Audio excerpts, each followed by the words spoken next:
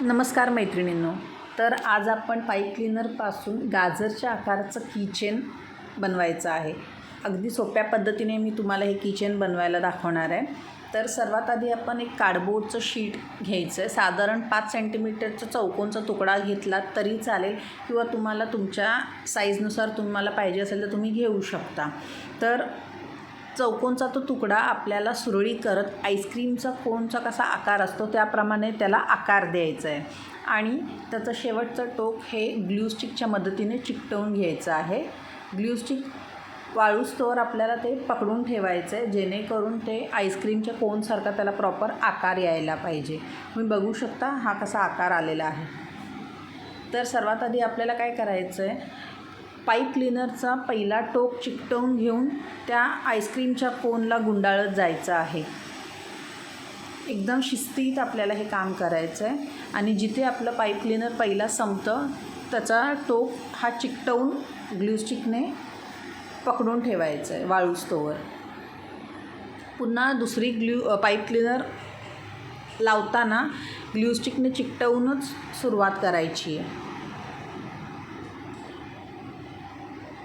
त्याला प्रॉपर गुंडाळत आपल्याला कोनसारखा आकार द्यायचा आहे जेणेकरून ते गाजर आपल्याला प्रॉपर दिसेल. इथे तुम्ही बघू शकता मी शेवटचा टोकसुद्धा चिकटवून घेतलं आहे आणि हे तिसरं पाईप क्लीनरसुद्धा मी चिकटवून स्टार्ट करते आहे. आता तिसरा पाईप क्लीनरसुद्धा आपल्याला सेम प्रकारे गुंडाळायचं आहे.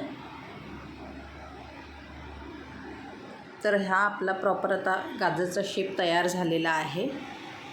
ह्याचासुद्धा शेवटचा टोक मी चिकटवून घेणार आहे. आणि आता आपल्याला देठ तयार करायचं आहे. तर त्याच्यासाठी मी डार्क ग्रीन कलरचं पाईप क्लीनर इथे वापरते आहे. त्याला मध्यभागी दुमडून आपल्याला त्याचे 4 पानं तयार करायची आहे. एक पान तयार केलं की पीळ द्यायची. अशा प्रकारेच दुसरं आणि तिसरं आणि चौथंसुद्धा पान तयार करून पीळ आपल्याला द्यायची आहे आणि उरलेला भाग कट करून टाकायचं आहे. तर आपले हे 4 पानं तयार झाल्यावर आपल्याला गाजरच्या वरच्या भागाला हे चिकटवून घ्यायचं आहे. तरी आपली 4 पानं तयार झालेली आहे. आता मी हे गाजरच्या वरच्या भागाला चिकटवून घेते. आता मी हे कीचेन होल्डर घेते आहे आणि ते देठाला अडकवून घेणार. तर अशा प्रकारे हा आपला पाईप क्लीनरपासून गाजरचा कीचेन तयार झाला आहे. तुम्हाला कसा वाटला हे नक्की मला कळवा. थँक्यू.